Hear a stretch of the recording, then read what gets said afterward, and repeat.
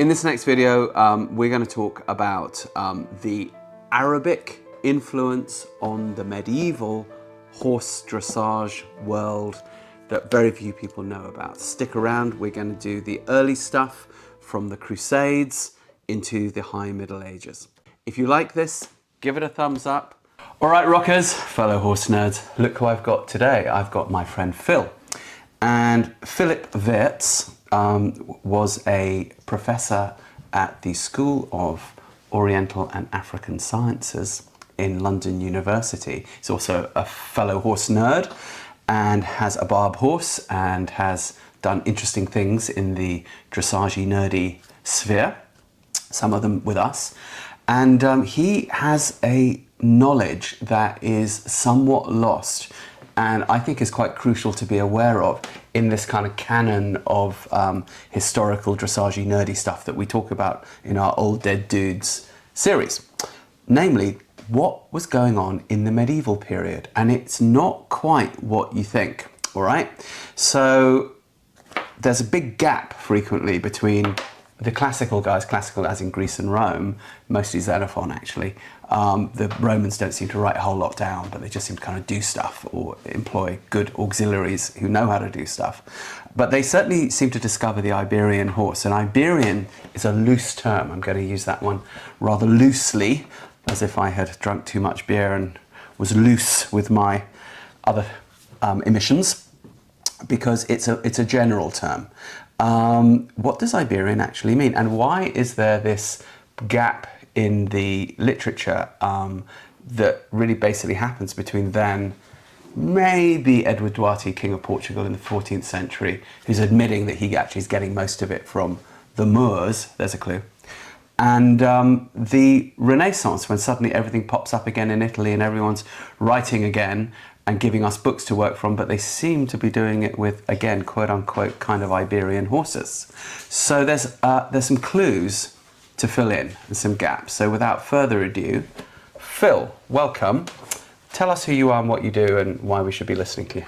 Well, Ru, thanks for having me.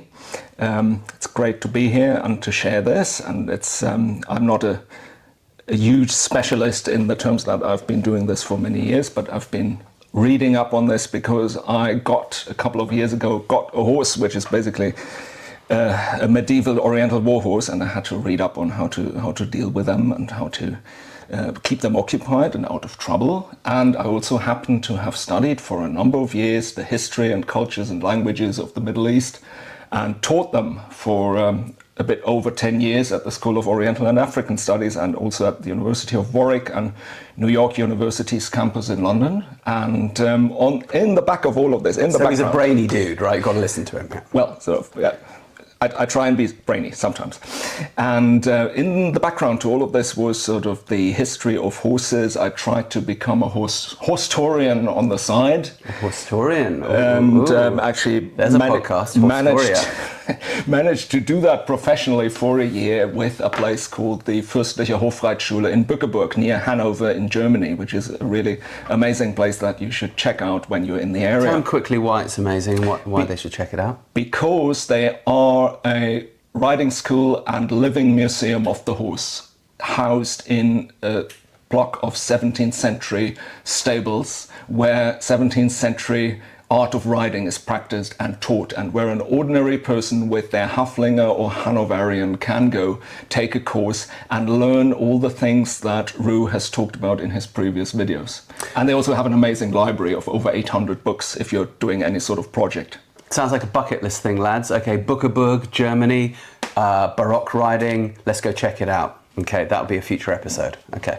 And I'm still doing that part-time as a volunteer, and to keep my warhorse in straw and hay and oats, I'm now joined the German civil service. There's a funny career twist.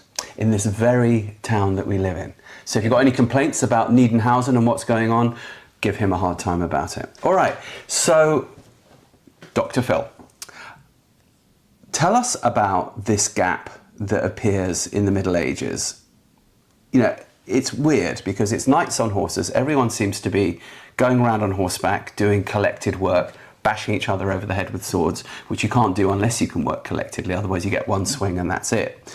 So clearly people are riding very, very well. Clearly people are able to do what we would call some form of dressage.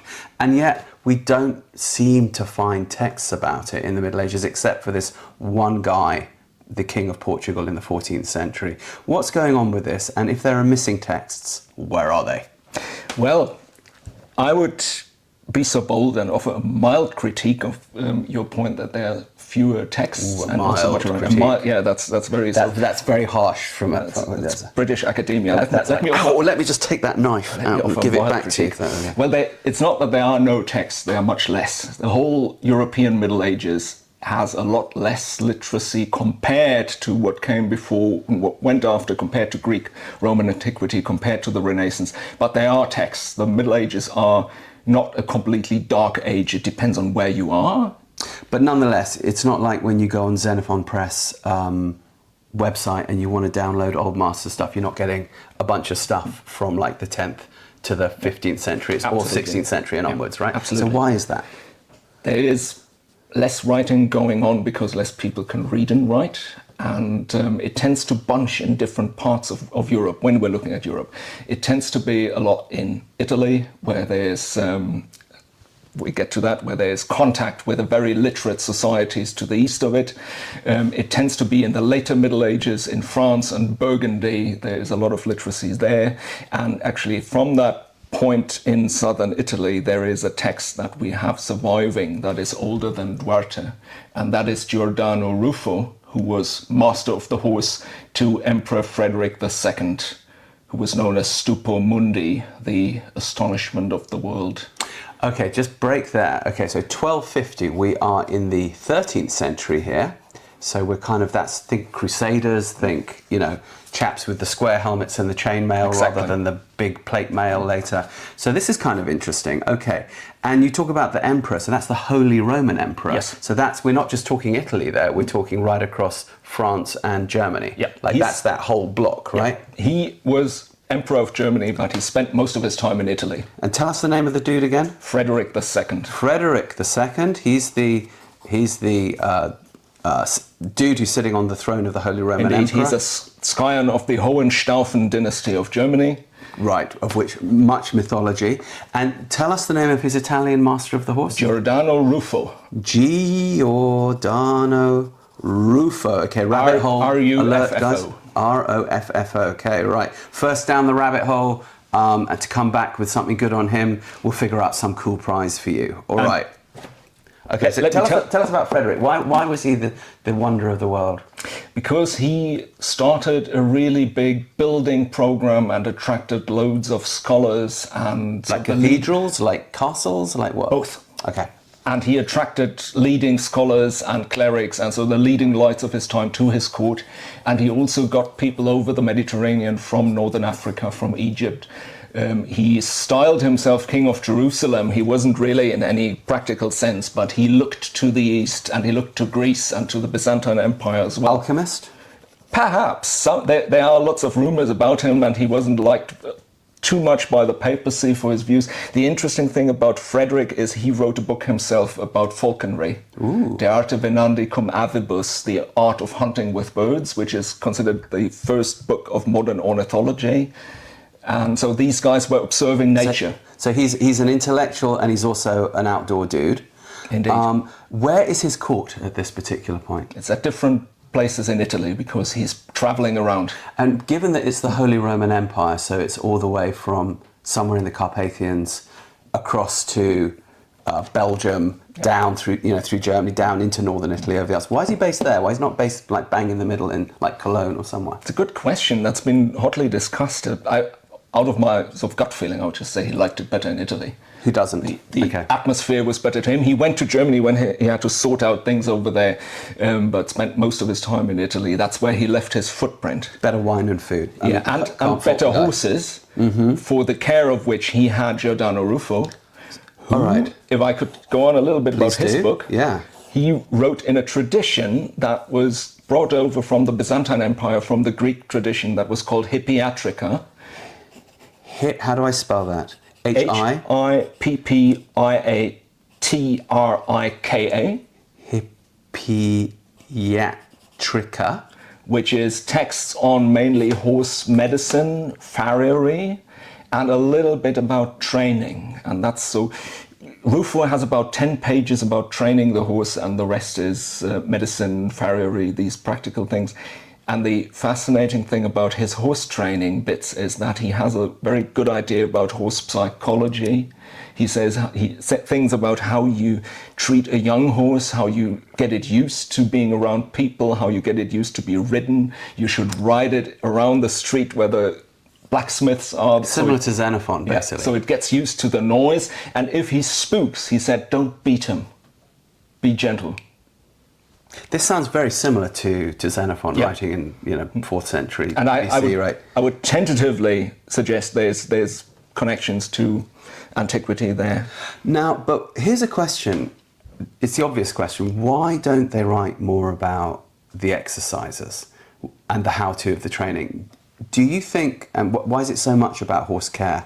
Do you think it's because everyone's just kind of using horses, everyone's just on horses, people feel there's just no need to talk about that stuff because everyone kind of arrives at a point organically at that point just because it's a pan-equestrian culture, or is there something else going on here? I think there's two reasons. One, as you said, it is a pan-equestrian culture, and people are way more used to doing these things. It's, of course, riding is a bit of an elite thing in Europe, but it's very common for the members of the aristocracy. Everyone needs horses to move around. Someone's got to teach them, right? Someone's got to stand there and go, heels down, And someone obviously does it. Someone like Giordano Ruffo. Okay. But the second reason is there's less of a tradition, back to this idea of the Middle Ages being less literate, there's less of a tradition of writing things down. Right, but they're writing down they're choosing what they write down. Like they're writing down a lot about farriery and veterinary. Yeah. Why aren't they writing down, given that, okay, he's writing, he's a bloke who's writing. So why is he paying less attention to, inside leg to outside rein or whatever? That is something, and there are actually a few people who are a lot more serious about this than I am, who are researching this, and we don't know. But it's intriguing, isn't it? It could be that perhaps the thing about the farriery and the veterinary medicine, and there are actually manuscripts that have been found recently about bits, about curbs and things like that, that these are the things that impact on the horse's welfare. That you have to these very expensive war horses imported from somewhere else, sometimes very, very elaborately bred, and you have to keep them healthy. And so that's something that they wanted to write down to avoid mistakes and really get it right. So do you think it's more a question of put the equine well-being first and then the riding and the training second, rather than as we tend to see it now? It could be an explanation. It must not be the perfect one, but it could be. It's interesting. All right, so what does Giordano Ruffo say about how you train a horse? Or just what does he say? Yeah, you start slowly, you start really in small steps, which is really good horse psychology. You put light people on there first, you put light equipment on, you progress. Teenagers who bounce. Oh yeah, and who are expendable, basically. You progress in a steady line from the easy to the difficult, which all sounds very, very banal, but it's not. Some people don't do it. And here's a funny connection to the world of falconry. You make horses used to everything that goes on around them. Like you man a bird of prey. It's called manning. You carry him around among people and among horses and among noise and children and dogs. And you do a similar thing to the horse. And you take very great care not to be harsh. Because all these old masters have been accused of being brutal and all of that. And Giordano Ruffo says, be gentle. Don't. There's a German version he wrote in Latin, and there's a German translation in Old German. Nicht schlagen, don't beat him. Okay, cool. When the horse acts up, which it's a nice thing to say, just. Yeah, and one wouldn't expect medieval dudes to. And it puts on its head what we think we know about the medieval times as all cruel and Game of Thronesy and people's heads being chopped off and everyone wading in mud. It's actually a very refined. Or at least maybe they were doing that for their fellow monkeys, but less to the expensive kit with the four legs that they had to go around on in order to chop off the heads of their fellow monkeys. All right, but we've got this dude, but you must admit that there's a big gap between him and Edward Duarte coming along in what the 1340s. Yeah, so a good 100 years later or so, and then there's a kind of another gap until you hit the There's Renaissance. an even longer gap from Duarte to the first books that we know of from the 16th century. All right.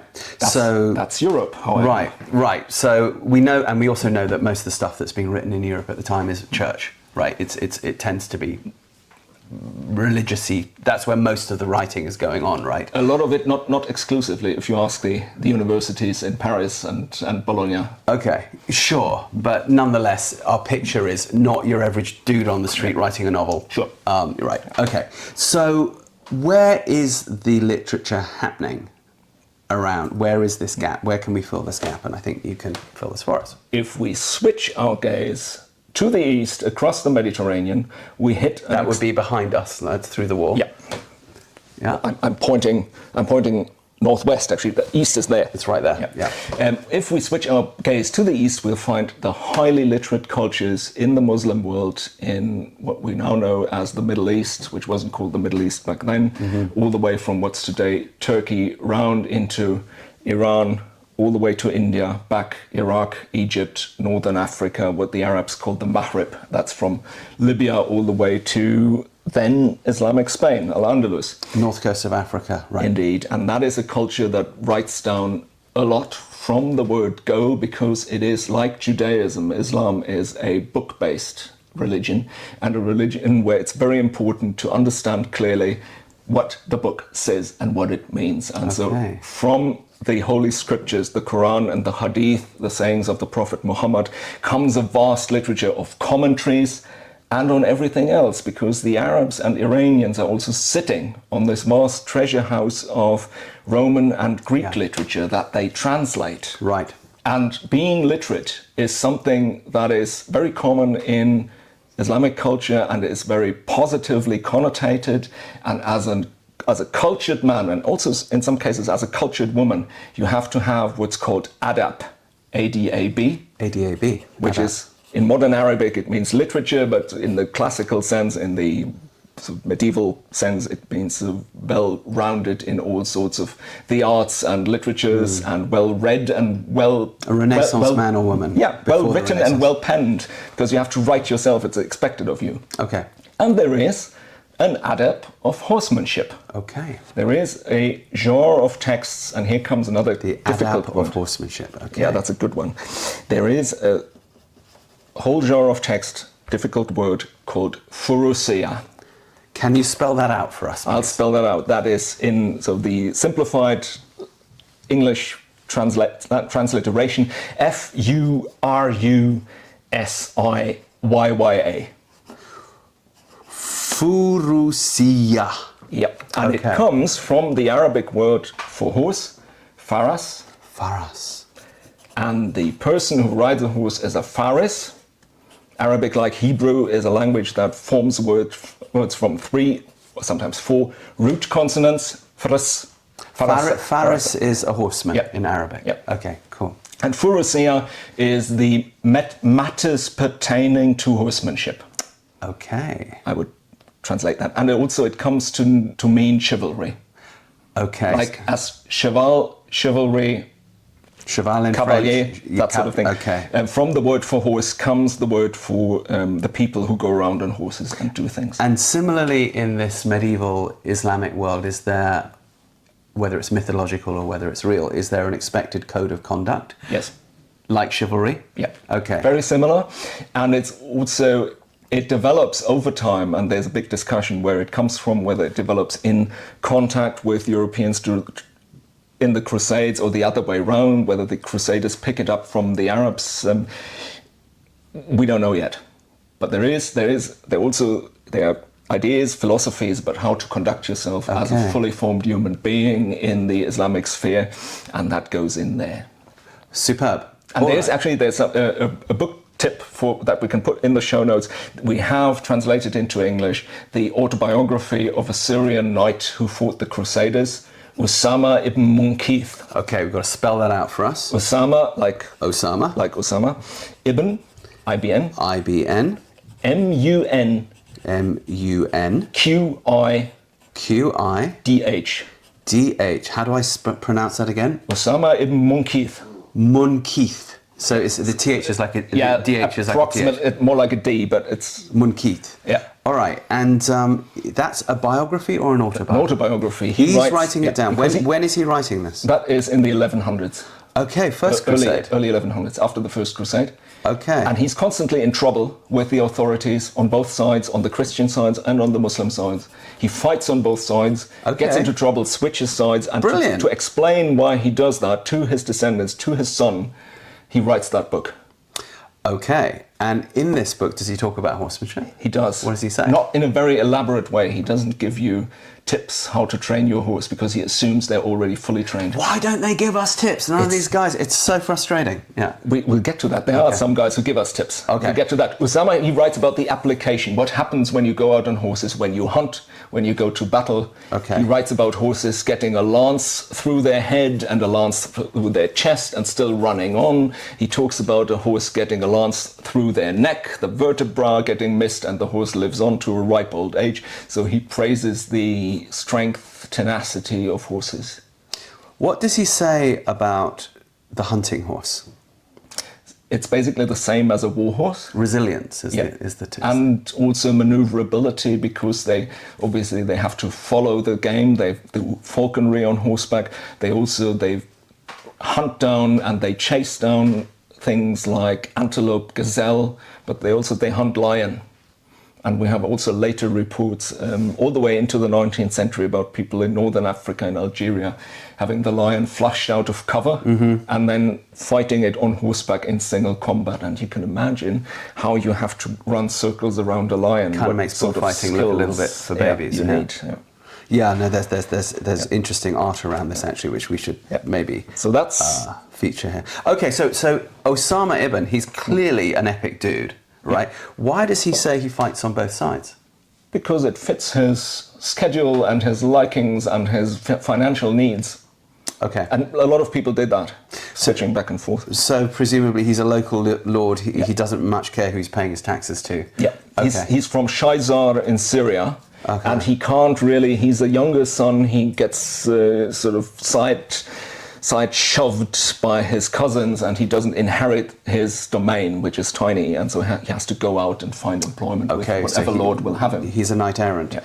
And how does he, give us just the brief trajectory of his life. What happens to him in the end, and what does he do? He settles down, retires, and dies in his bed, funnily enough. But he goes around through Palestine into Iraq. He serves the masters of Egypt.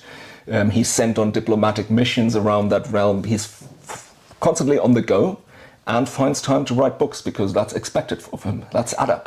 And he's a useful dude, clearly, to local rulers. How come he doesn't end up on the, executed because he works for the Crusaders sometimes? He gets close. Okay, so just give us the drama. What happens? He climbs out of the back window, jumps on his horse, and goes off. Does he? Yeah, or buys his way out, or intrigues his way out by making opportune connections with whoever he finds. And quickly, which Crusader does he work for, and what does he do? What does he do for them? Very obscure lords in the back country of Antiochia. That's what's today Lebanon, Western Syria. Very briefly, and they're his neighbors. And so sometimes they work together, sometimes they fight against each other. And it's mostly about, unfortunately, for people who like big history, it's not so much about sort of fighting Richard the Lionheart or something like that. It's basically mutual cattle rustling. Very good. So he teams up with the local Europeans who get given land grants there when it's expedient to him. And sometimes he fights them because they just get some sort of beef. Over... That was a pun, you realise? Yeah, over... over beef. Straying cattle that... Are they yours? Are they mine? Bang. And then when he does end up in trubs for doing stuff with the Crusaders, who does he get in trubs with?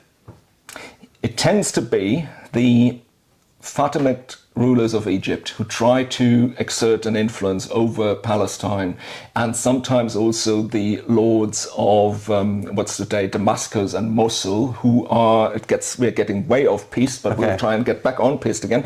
They are descendants of the Seljuk Turkish rulers who set up their own little local places in around Syria. So we need to look up this guy, Usama ibn Ibn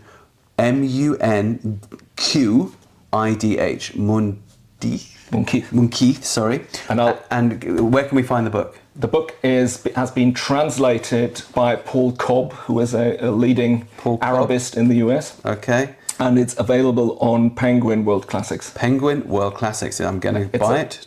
It's an inexpensive paperback with lots of footnotes. Super. We love ourselves a good footnote. We do love a footnote.